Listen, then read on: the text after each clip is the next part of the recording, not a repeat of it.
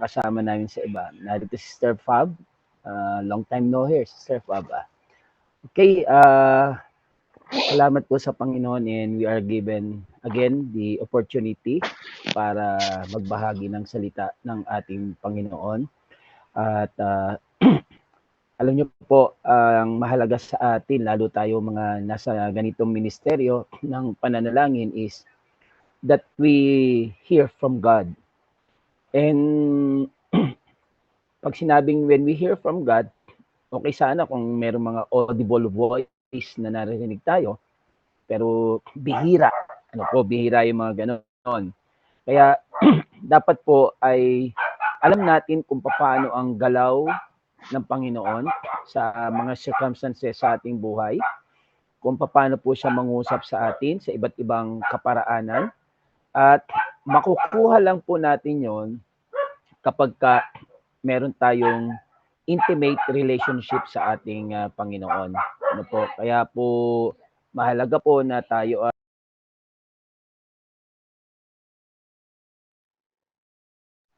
Kaya mahalaga po yung intimacy natin sa Panginoon. Kaya sa gabing ito, samahan niyo po ako sa pagbubulay-bulay sa salita ng Panginoon. Samahan niyo po ako sa panalangin. Maraming Diyos na makapangyarihan sa lahat, nagpapasalamat po kami sa gabing ito. Na minsan pa, nakasama ko po ang mga kapatid sa gawain na ito. Salamat po na ikaw ang siyang sa amin ay gagalaw, kikilos upang kami makapakinig sa iyo sa lahat ng pwede naming makuha sa iyong mga salita. Samahan niyo po kami, Panginoon, sa iyong salita, Panginoon. Ikaw po, o Diyos, ang siyang patuloy na sa amin ay gumabay. Dalayan po namin, even those who are yet to enter the room, ikaw po ang siyang kumilos sa kanila. At sa lahat ng naririto, samahan kami ng Santong Espiritu at buksan ang aming mga isipan at aming mga puso upang muli ay makapakinig sa iyong mga salita. Salamat po sa pangalan ng iyong anak ni Jesus. Amen. Amen. Let me share yung aking screen po.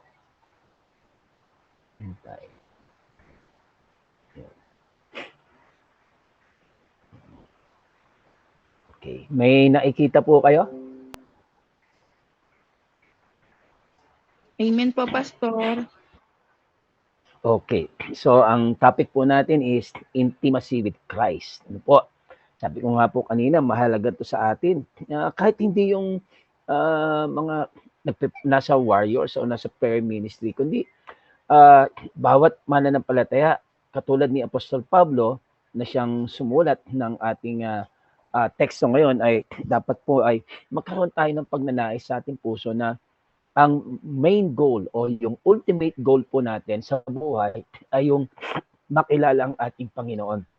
Sabi po ng teksto natin, ngunit dahil kay Kristo, ang mga bagay na pinapahalagahan ko noon, yan, I want to put an stress noon. Lahat tayo, may mga pinapahalagahan noon. At until now naman, may mga bagay na mahalaga sa atin. Ano po? Ano po sabi ni Apostol Pablo ay itinuring kong walang kabuluhan ngayon. Oo, itinuturing kong walang kabuluhan ang lahat ng bagay bilang kapalit ng lalong mahalaga. Pansinin niyo po noon meron siyang itinuring na mahalaga. Ngayon, meron siyang itinuturing na walang kabuluhan. Ano po? At yung perfect progressive, sabi niya sa verse 8, itinuturing kong walang kabuluhan ang lahat ng bagay. And then, upang makamtan ko, ang sabi niya po, bilang kapalit ng lalong mahalaga, at ano daw po yung lalong mahalaga? Ang pagkakilala kay Kristo Jesus na aking Panginoon. Ang lahat ng bagay ay ipinalagay kong walang kabuluhan at itinuring kong basura, makamtan ko lamang si Kristo. At lubos na makipag-isa sa Kanya, ang aking pagiging matuwid ay hindi sa pamagitan ng pagsunod sa kautusan, kundi sa pananalig kay Kristo. Ang pagiging matuwid ko ngayon buhat sa Diyos sa pamagitan ng pananampalataya. Ang tanging hangarin ko ngayon ay lubusang makilala si Kristo, maranasan ang kapangyarihan ng kanyang muling pagkabuhay, makibahagi sa kanyang mga paghihirap, at maging katulad niya sa kanyang kamatayan. Umaasang ako man ay muling bubuhayin mula sa kamatayan. Yan. Ano po? So, ano po ba yung intimacy? Ano ba yung ibig sabihin na maging malapit kay Kristo? Sa mga dictionaries po ay makikita natin yung ibig sabihin nito, yung meaning nito. It means close familiarity or friendship, closeness. Yung kalimitan, pag sinabing intimate, associated dito doon sa relasyon ng mag-asawa, between husband and wife. At gayon din, synonymous to this ay yung togetherness, affinity, rapport, attachment, familiarity. So, kapag ka itinuon natin ito sa Panginoon, ang tanong siguro is, gaano tayo ka-close sa Panginoon? Ang sabi ng Santiago 4 ay, lumapit kayo sa Panginoon at siya'y lalapit sa inyo. So, taking that verse ay, yung masusukat pala, yung closeness natin sa Diyos, yung closeness natin sa Panginoon, sa kung gaano tayo lumalapit sa Kanya. Ano po? However, ang Diyos naman ay hindi rin po pwedeng mapigilan kung gusto niya maging malapit sa atin. But it is good to note na pagka tayo lumalapit sa Diyos, yung sa ating mga sa punto natin ng mga mananampalataya, magandang malaman na kung gaano ko kalapit sa Diyos ay masusukat din kung gaano siya kalapit sa akin. Ano po? Meaning, makikita talaga na symbiotic yung relationship, ano po, at yung sukat ng ating intimacy with our God is kung gaano tayo lumalapit sa Kanya. Bakit po mahalaga yon? At bakit ito mahalaga sa kay Apostol Pablo? Si Apostol Pablo, bagamat sinasabi niya na siya ay the least of the apostles, ay makikita naman natin na kanyang natutunan na pahalagahan kung ano yung dapat talaga na mas mahalaga sa ating buhay. Sa Old Testament ay makikita rin po natin na may mga tao na naging malapit sa Panginoon. In fact, nasusulat doon sa mga gawa 3:72 na patungkol kay David, sabi ng Panginoon, I have found David, son of Jesse, a man after my own heart. Wow, a man after my own heart. So, ang pinaka siguro na pwedeng maging translation nito, paliwanag nito is yung itinitibok ng puso ni David kung ano ang tibok ng puso ng Diyos. Kaya nga, ang description ng God Himself, referring to David as a man after His own heart, ang sabi niya, He will do everything I want Him to do. Napakasarap po, di ba? Na marinig sa Diyos yung gano'n na, Sister Beverly, yung anak kong yan, gagawin niya ang anumang gusto kong gawin. Ano po, nandyan, sina Pastora Shirley, ano po, tama, sina Brother Christian, at lahat po sa atin. How we wish na gano'n ang sabihin ng Panginoon na ang anak kong yan, He will do everything I want Him to do. Ano po? So, nangyari yun, why? Because David was so close to God during his lifetime. Yes, may mga kasalanan din si David, may mga kamalian siya, pero makikita niyo po sa punto de vista ng Diyos, napakalapit ni David sa kanya. He is the man after his own heart. Ganyan din si Abraham. Sabi ng Panginoon, Abraham believed God and it was accounted to him for righteousness. And he was called the friend of God. Kaya nakita niyo po kung paano makipag-bargain si Abraham sa Diyos, kung paano siya makipag-usap. And masarap din na makinig na tayo ay kaibigan ng ating Panginoon. Ano po? Another man was Moses. Ano po? Sabi sa Exodus 33:11, thus the Lord used to speak to Moses face to face as a man speaks to his friend. Di ba? As a man speaks to his friend. Tayo, gusto natin, kumbaga, lalo nung hindi pa tayo mananampalataya, We want to be associated with people na nasa alta sosyedad. We want to be associated sa mga, sabihin na natin, mga mayor, congressman, governor, ano po. Pero ito po si Moses, grabe. He used to speak to Moses face to face as a man speaks to his friend. Ganon kalapit si Moses, ganon kalapit si David, ganon kalapit si Abraham. And how we wish na ganon tayo kalapit sa Diyos, ganon tayo ka-intimate sa ating Panginoon. Now, sabi ni Ernie Baron, pero hindi si Ernie Baron ang una, it was Francis Bacon who said that knowledge is power. Ba't ko po naipasok to? Kasi po kay Pablo, alam niya, to be intimate with Christ, it means knowing Christ. Na po? And knowing Christ, according to Paul, means everything to Him, and it is the key to be intimate with Him. Gusto ni Pablo maging malapit kay Jesus? Gusto ni Pablo na makilala pa si Jesus ng lubusan? Sabi ni Pablo, kailangan kong ariin ang lahat ng bagay na kalugihan. Para kay Pablo, to know Christ means everything to Him. Yun ang pinaka-ultimate goal niya, ang makilala si Kristo. At yun ang susi upang maging malapit sa Kanya. At makita rin po natin na to be close to Christ or to be intimate or to have that intimacy with Christ, we need to surrender. You have to surrender just like Paul. We have to surrender everything to be intimate with Christ. Halimbawa na lang po, ngayon mananalangin tayo o kaya tayo ay nasa online. Yes, we appreciate. Huwag po namang ipagkamali ng iba na sometimes iniaagaw lang natin dahil nasa iba't ibang bansa tayo, yung iba nagtatrabaho habang naikinig, well, okay lang po yun na po. Pero when there are things na dapat naman na kaya nating isurrender sa Panginoon, kapalit ng intimacy with Christ, gawin po natin yon. Gawin po natin yon. Now, in general, let me tell you that for us to be intimate with Christ, we have to surrender something. We have to surrender ng mga ilang aspeto ng buhay natin sa ating Panginoon. Yan ang sinasabi ni Pablo. Ano po?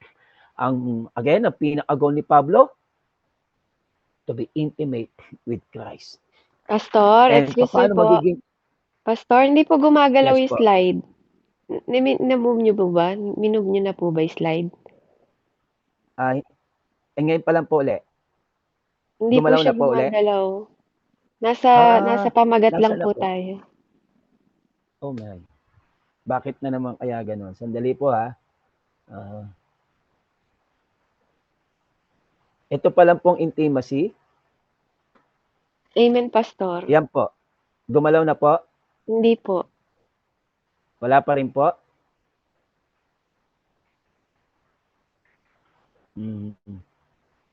Sandali po ha.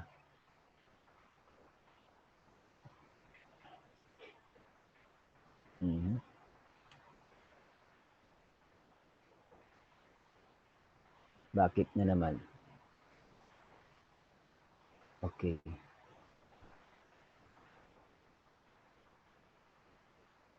Yan po, nakikita niyo po, verse 9. Yes, amen po. Ito po, kita niyo verse 10? Amen po. Ayan, okay. So, yan, yung meaning ng intimacy, na po. Pero, okay naman po yung audio ko. Amen po, malinaw po, Pastor. Ayan, okay. Nalipat na po. Ayan. So, for us to be intimate with Christ, we need to surrender. Ano po? We need to surrender some areas of our lives. Ano po?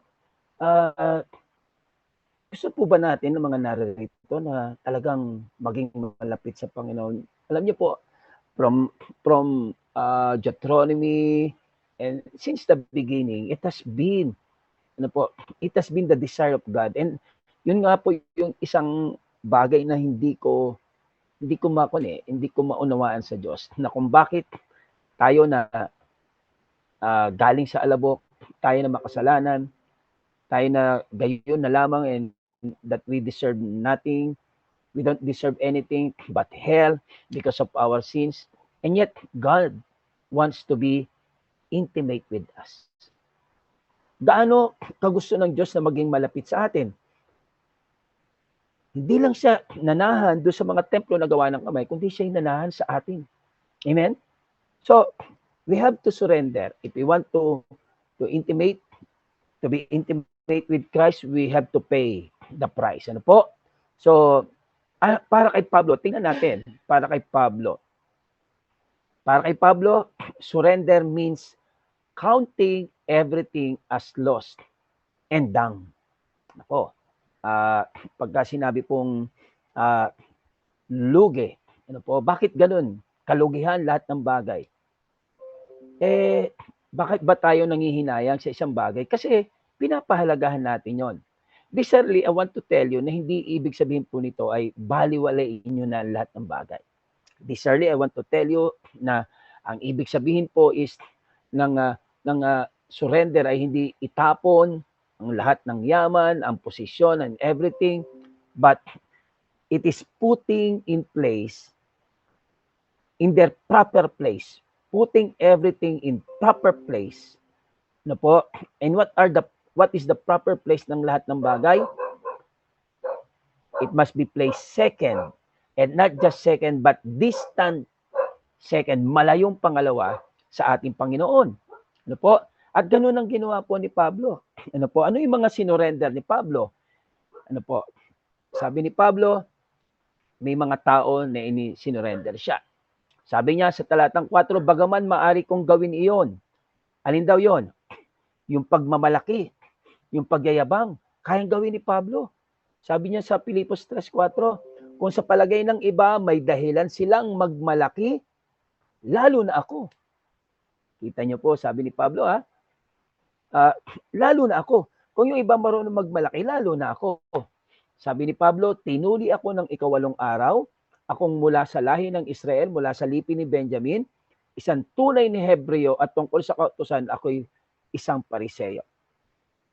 Sa ibang version po is Pharisee of the Pharisees. Kumbaga sa translation natin yan, he is yung kasi kabilang sa doon sa cream of the crop. No po? At anong sinasabi rito ni Pablo? Mapapansin dyan, yung Israel, yung Benjamin, yung Hebreo, Pariseo, those are people. Yung heritage niya, yung pinagmulan niya. And yet, sabi ni Pablo, if I want to be intimate with Christ, if I want to know Christ, I have to surrender these people. I have to surrender his lineage, yung pride. Yung pride po niya as an Israelite. Yung pride niya bilang Hebrew. Yung pride niya bilang Pariseo. Ano po? At hindi lang basta Pariseo, kundi Pharisees of the Pharisees. Mga kapatid, there are people, you listen to this, there are people na nakahadlang sa atin upang maging intimate o malapit kay Jesus. Amen? Una, kung may mga maling relasyon, naglalayo ito sa atin sa Panginoon.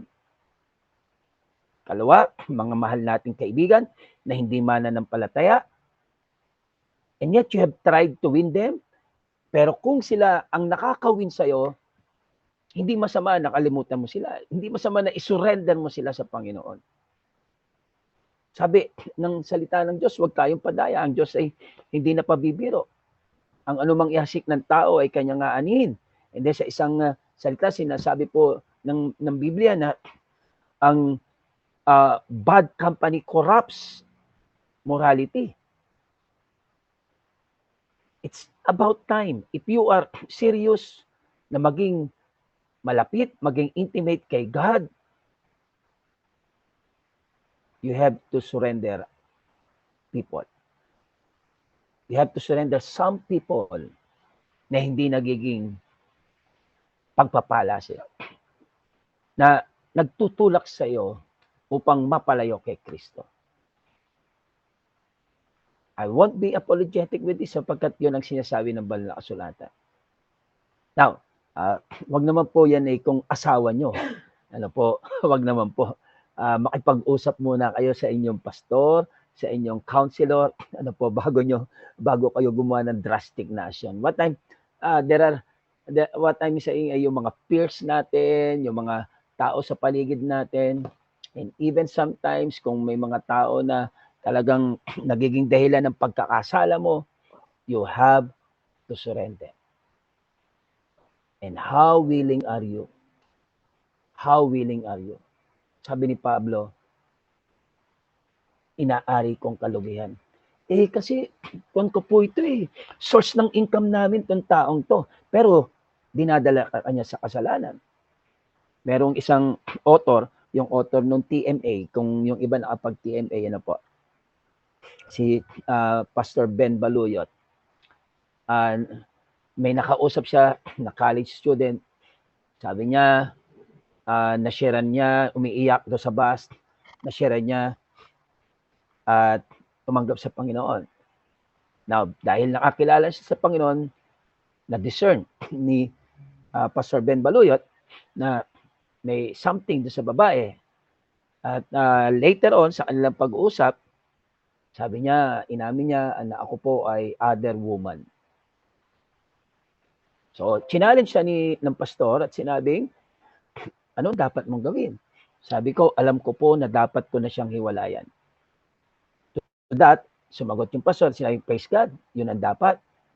Pero sabi nung college student na babae, sabi niya, pero hindi ko pa po pwedeng hiwalayan dahil hindi pa po ako tapos ng pag-aaral. Diba? Kalungkot. There are people in our lives causing us to sin, causing us spiritual decline. Para hindi nyo pang hinayangan, sabi ni Pablo, ipinapalagay kong kalugihan. Ikalawa, sabi ni Pablo, ipinapalagay kong dang. Ano po, alam niyo po ba ibig sabihin ng dang? Mamaya po makikita natin. Ano po? So, una, we have to surrender people. We have to surrender people. Ano po? I want to hear amen or anything from you na umaayon po kayo. Baka ayaw nyo na. Ano po? And I know, may mga responses po tayo na talaga. Hindi ko kayo kita po Hindi ko kayo kita. Anyway, so tuloy po tayo. Ganyan din, ikalawa, sabi ni Pablo sa talatang 6 ng Pilipos 3. Kung pag-uusapan ay sigasig, ako ay naging taga-usig ng iglesia. Di ba? Naalala niyo si Pablo, bago siya makakilala sa Panginoon, pinapapatay niya ang mga Kristiyano.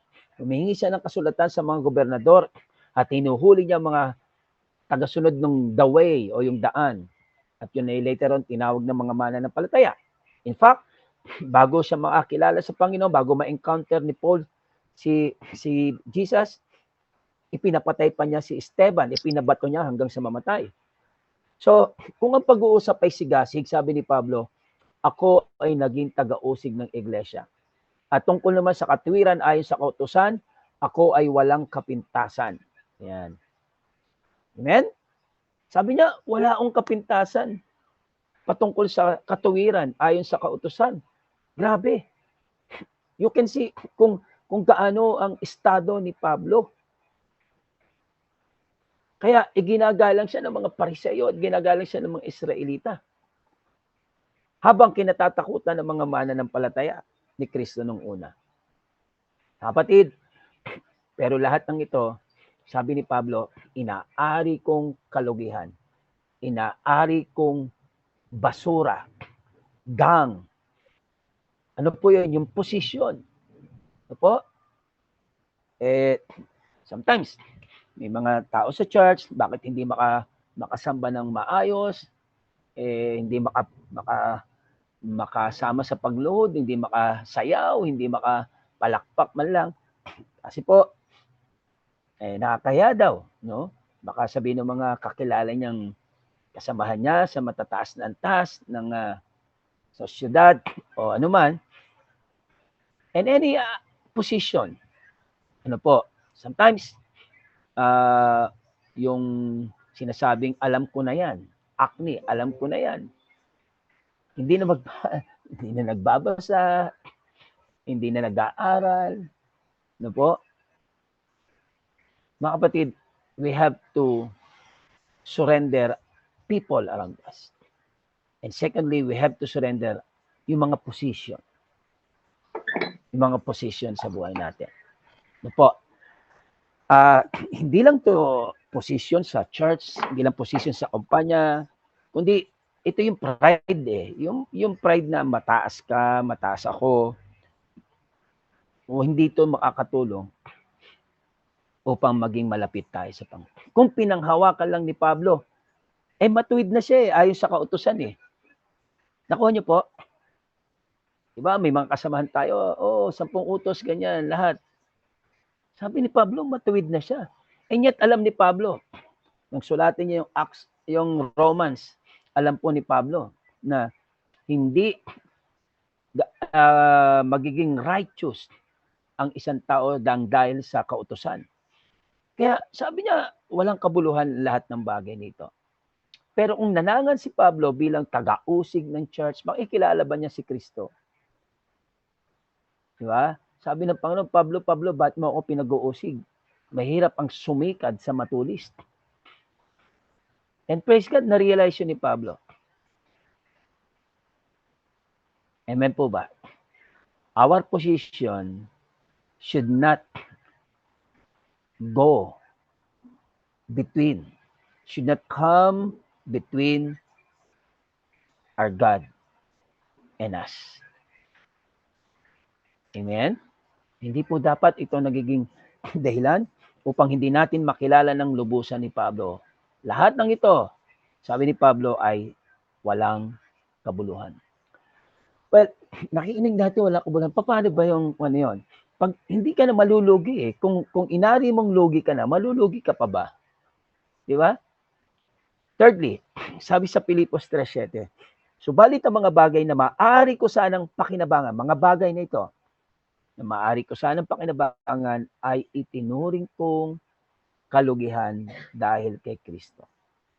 Kapatid, if you want to be intimate with Christ, surrender the people. Surrender people. Some. Surrender your position. And surrender your possession. Sabi ni Pablo, yung mga bagay na maaari ko sanang pakinabangan, itinuring ko ng kalugihan. Sabi ko nga po kanina takot tayong malugi. Pero yung sa umpisa pa lang, alam mo lugi ka na, hindi ka na matatakot malugi. At kung may dumating man na magagandang bagay, mapalad tayo, masaya tayo dahil lugi ka, may dumating na pagpapala, ma-appreciate natin lalo yun. Diba? So, there are possessions. Hindi kailangang maging iPhone ang cellphone mo. Alam natin yan, ha? 2 oras, 3 oras, hindi na 1 oras usapan ngayon. 2 oras, 3 oras, hawak mo yung cellphone, nalimutan mo na magbasa ng Bible, nalimutan mo na mag-pray. Amen? So, lahat ng bagay na yan. Tapos, pagka maalala mo, 5 minuto, 3 minuto, or babasa lang ng post, magla-like lang doon sa nakapost, hindi mo alam, hindi na pala word of God yung nilalike mo, dahil hindi ka na sanay eh. Hindi mo kailangan maging magandang yung sasakyan. Hindi mo, alam nyo, lagi ko sinasabi, nag-alaga ng aso para magbantay, pero hindi na makaalis ng bahay at hindi na makasamba dahil binabantayan yung aso. Hello? Dami, mga possession, mga pag-aari natin na biyaya lang sa atin ng Panginoon. Mga hiningi natin sa Panginoon yan. Ibinigay naman ng Lord, pero ang nagiging problema, mas nauuna pa natin, mas napapahalagahan natin. Pero kay Pablo, bakit hindi niya hinahabol ang mga bagay nito? Kasi itinuri niyang kalugihan. At itinuri niyang ito na, rubbish. Ano bang ibig sabihin ng rubbish sa salitang Grego? It means trash, garbage. At kalimitan, ito'y tinatranslate na gaya no sa English version na dung or feces. Ano ba yung dung or feces? Dumi. At ang sabi ng isang author, think of the most, yung pinaka nag-stink na basura, yun ang ibig sabihin ng dung or ng feces. We want to be intimate with Christ. How do we look at the people around us? How do we perceive yung position natin?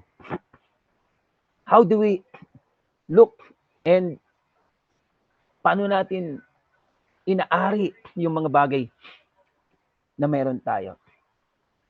Kay Paul, to be intimate with Christ is to know Him. At hindi niya, alam ni Pablo, na pag may mga tao na naglalayo sa kanya kay Kristo, pag may mga posisyon siya na hinahawakan na mas mahal pa niya kaysa kay Kristo, at kung merong mga possessions na mas mahalaga pa kay Kristo, hindi siya magiging intimate kay Christ. Amen? Kaya, purihin po ang Panginoon, mga kapatid. Makikita po natin na ganun ang pananaw ni Pablo. Kaya, nagawa niyang kilalanin si Kristo ng higit sa lahat. He considered everything as loss. He considered everything as dung. Kaya, inaakap-akap pala natin, dumi. Pinapangarap natin, dumi. Ipinaglalaban natin na nagiging dahilan ng pagkatisig pa ng iba, dumi. Hinahabol-habol mo yung position, dumi pala yun. Dung, feces, trash, basura. Now, again po hindi ko sinasabing itapon nyo na lahat yan. Alisin nyo yung kotse nyo, alisin nyo yung mga mag-resign kayo. Hindi po The message tonight is put everything in their proper place. Si Christ ang una. And everything, si God ang una, and everything is a distant second. Malayo. Amen?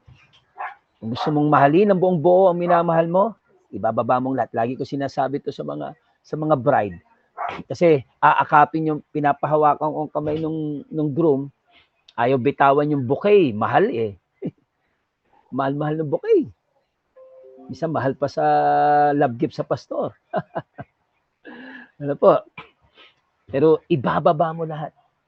Nakakita ba kayo ng sinalubong nyo sa airport na aakap sa inyo, hawak pa rin yung maleta, hindi mabitawan, lagabag na sa likod ng mga di ba? We cannot love somebody without surrendering everything sa atin. We cannot approach God if we think we are in a position higher than His. Hindi natin pwedeng mahalin ang Panginoon at akapin siya ng nakastikom ang ating mga kamay dahil hawak-hawak natin yung mga bagay na iniisip nating mahalaga. We have to surrender them. We have to surrender them. And to surrender them, we have to look at them na mga bagay na kalugihan.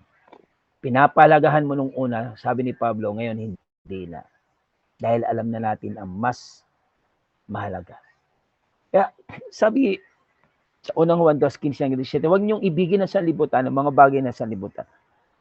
Ang umiibig sa sanlibutan ay hindi umiibig sa Ama. Kailangan pa ba ng paliwanag po yan? Ang umiibig sa sanlibutan ay hindi umiibig sa Ama. Yan po. Buti pa yung mga satanista Alam nila na kung kay Satan sila, kay Satan lang sila. Amen? Kita nyo, ang titindi. Ang lahat ng nasa libutan, ano po yon? Ang masasamang nasa ng laman, ang nasa ng mga mata, pagmamalaki sa buong mundo. Sumunod ay hindi nagmumula sa Ama kundi sa sanlibutan. Amen? Praise God.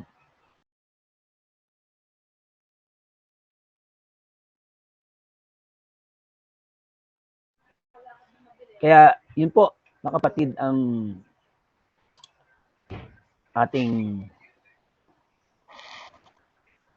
pinag-uusapan ngayon. May tumawag po, kaya medyo sorry. Sabi, kumusta yung intimacy natin with Christ? Alam niyo yung iglesia po sa Epeso, sa pahayag 2:2, nalalaman kong yung mga gawaang, yung pagpapagal at pagtitiis at hindi mo matiis sa masamang tao. At sinubok mo mga nagpapanggap na apostol at sila hindi gayon at nasumpungan mo silang pawang bulal. Ang ganda ng church. At may pagtitiis ka at nagbata ka dahil sa aking pangalan at hindi ka napagod. Ngunit, mayroon akong laban sa iyo. Ano po yon? Christian to ha, Christian church to. Ang teksto nito, mananampalataya. Ngunit meron akong laban sa iyo na yung iniwan ang iyong unang pag-ibig. Kumusta po yung first love natin? Kumusta po yung Panginoon na minahal natin, na nung unang tinanggap natin bilang tagapagligtas, pinaglingkuran natin ng buong buhay? Gaano ngayon? Kumusta yung closeness mo sa Kanya? Kumusta yung intimacy mo sa Kanya? Are there people na nakakahadlang? Are there positions na nakakapaglayo sa iyo? Are there possessions na mas pinapahalagahan mo? Nawa po ay mangusap sa atin ng mga bagay na ito. Alalahanin mo kung saan ka nahulog at magsisika at gawin mo yung mga unang gawa. Go back to those things na ginagawa mo. Amen? Let me end this short message po. Yung kwento, minsan nakwento ko na din siguro to, natatandaan ko. Pero para po doon sa iba. Sa Arabia, pagka po naglalakbay sa desert, yung prince, kung tawagin nila yung Lord, di ba? Sa mga pelikula, my Lord, ganyan. Prinsipe po. Nakasakay siya doon sa binubuhat na karwahe na may at least apat na alipin na nagbubuhat. Po.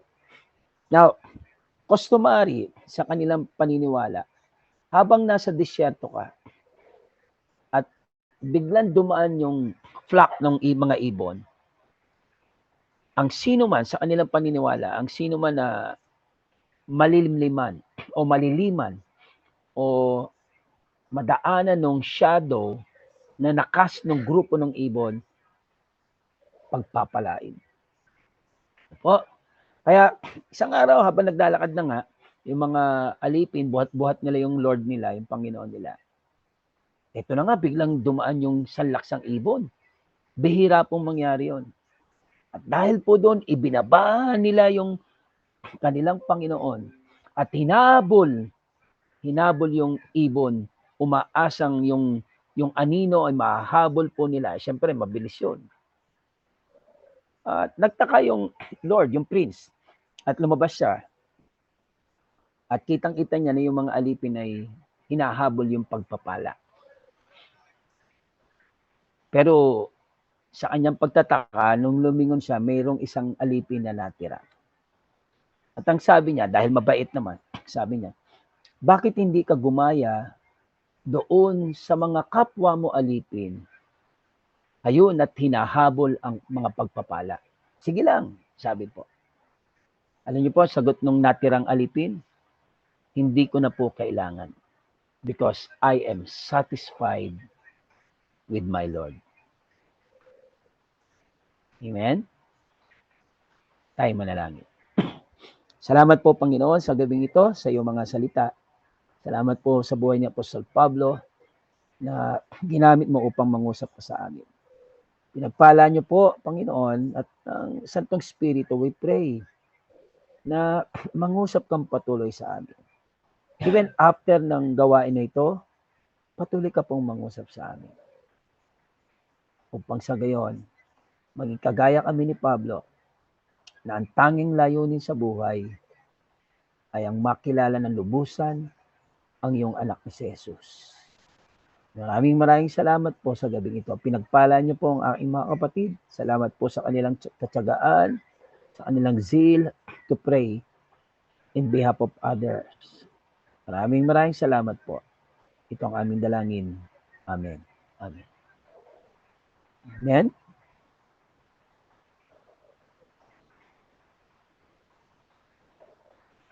Praise God.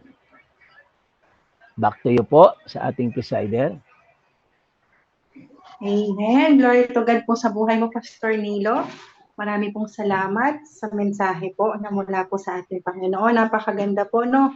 Medyo nagcha-choppy-choppy lang po siguro sa akin dahil po sa signal, pero